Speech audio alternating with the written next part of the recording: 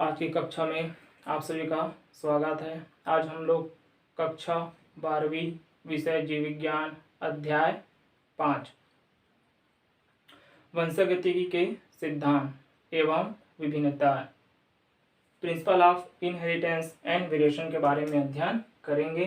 तो सबसे पहले देखते हैं कि वंशागतिकी या आनुवंशिकता किसे कहते हैं।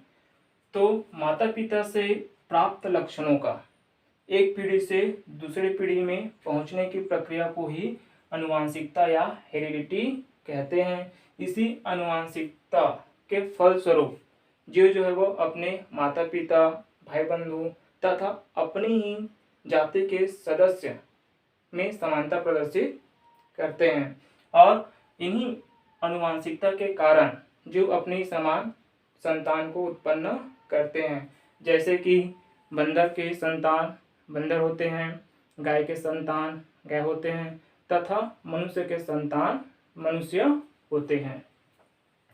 आनुवंशिकता या वंशागति का अध्ययन जीव विज्ञान की एक अलग से शाखा होती है, उसके अंतर्गत किया जाता है, जिसे बोलते हैं आनुवंशिकी या जेनेटिक्स कहते हैं। ठीक, तो देखते हैं कि जेनेटिक्स किसे कहते हैं। आनुवंशिकता तथा विभिन्नता के सम्मिलित अध्ययन को आनुवंशिकता तथा विभिन्नता के सम्मिलित अध्ययन को ही हम आनुवंशिकी या जेनेटिक्स कहते हैं।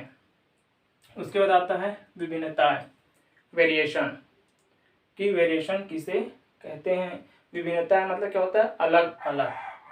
तो एक ही जाति के विभिन्न सदस्यों में पाए जाने वाले बाह्य आकारिकी, कारिकी, कोशिका, आकार, रंग, रूप, इन सभी में अंतर पाई जाती है। इन सभी को सम्मिलित रूप से हम विभिन्नता या वेरिएशन कहते हैं।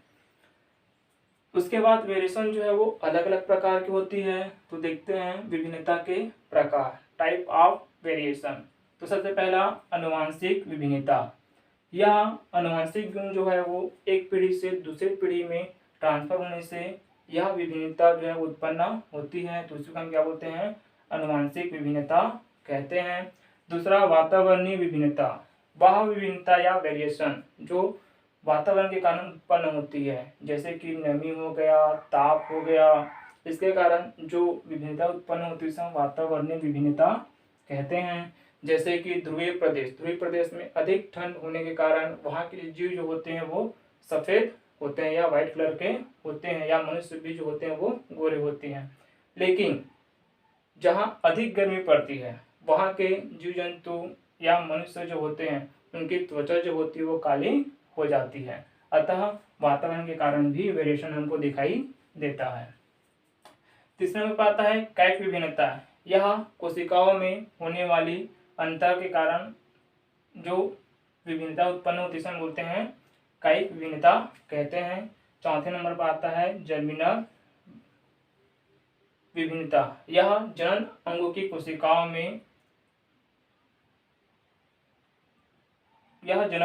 कोशिकाओं में उत्पन्न होने वाली विभिन्नता होती है। उसके बाद आता है विभिन्नता के कारण, केसेस ऑफ वेरिएशन।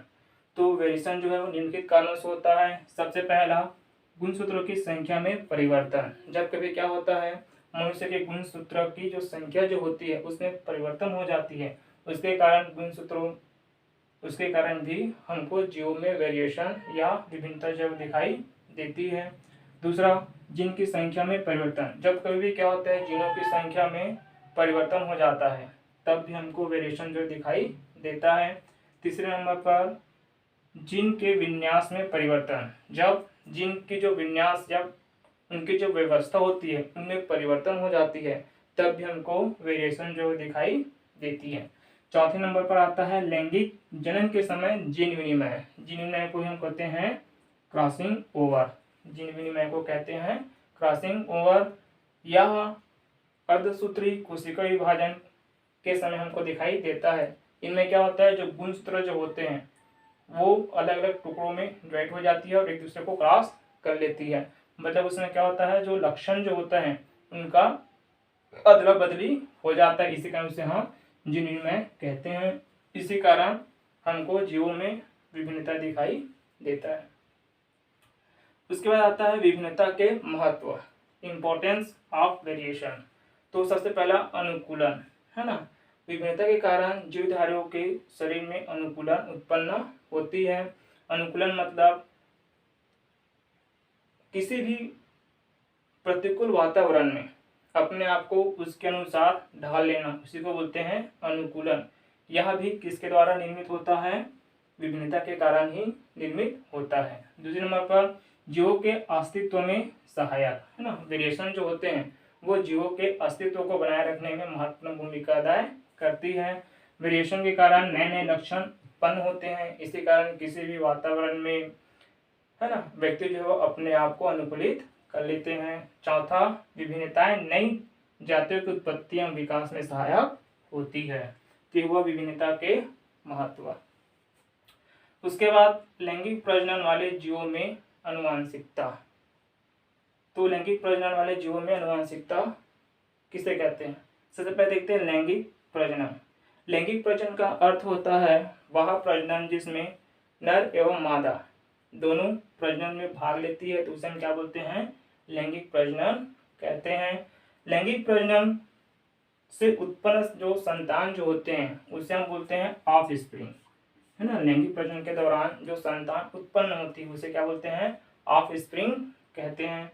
लैंगिक प्रजनन हमेशा अंतर जातीय या इंटरस्पेसिफिक होता है ना। अंतर जातीय का अर्थ होता है कि एक ही जाति के भिन्न सदस्य के बीच जब प्रजनन की क्रिया होती है तो उसे हम बोलते हैं अंतर जातीय प्रजनन, या इसे हम बोलते हैं इंटरस्पेसिफिक रिप्रोडक्शन कहते हैं।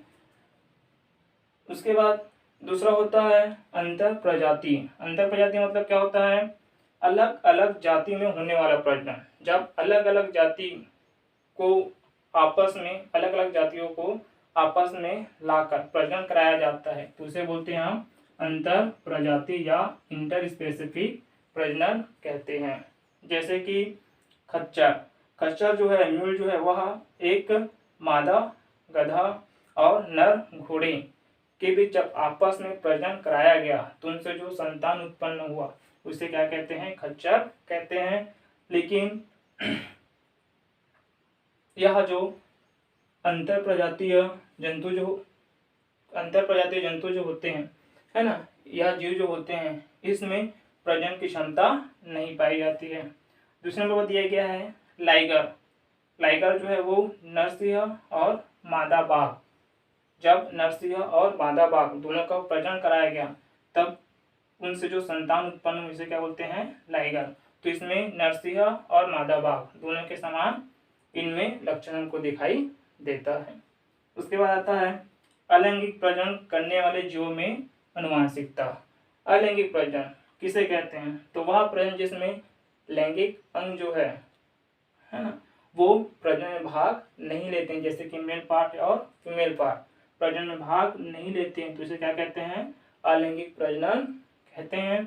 अलैंगिक प्रजनन में किसी प्रकार से अनुवांशिक गुणों का आदान प्रदान नहीं होता है, इस कारण हमको इसमें विभिन्नता नहीं दिखाई देता है। अतः जैसे पेरेंट्स होते हैं वैसे ही उनके संतान होते हैं, है ना। तो जैसे ही पेरेंट्स वैसे ही संतान होते हैं, उसका हम क्या बोलते हैं? क्लोन। तो क्लोन का निर्माण किसके द्वारा होता है? जब अलैंगिक प्रजनन होता है। प्रजनन जो है जीवधारियों का महत्वपूर्ण कार्य होता है ना। प्रजनन के कारण ही जीवधारी जो है वो अपने अस्तित्व को बनाए रखता है। अतः प्रजनन के कारण जीवधारी जो है वो अपनी जीवन की निरंतरता, कंटिन्यूटी ऑफ लाइफ को बनाए रखने में सहायता करती है। अतः प्रजनन जो है बहुत ही इम्पोर्टेंट होती है ताकि जीव अपने आप को और अपनी जाति को बचाए रखे। धन्यवाद।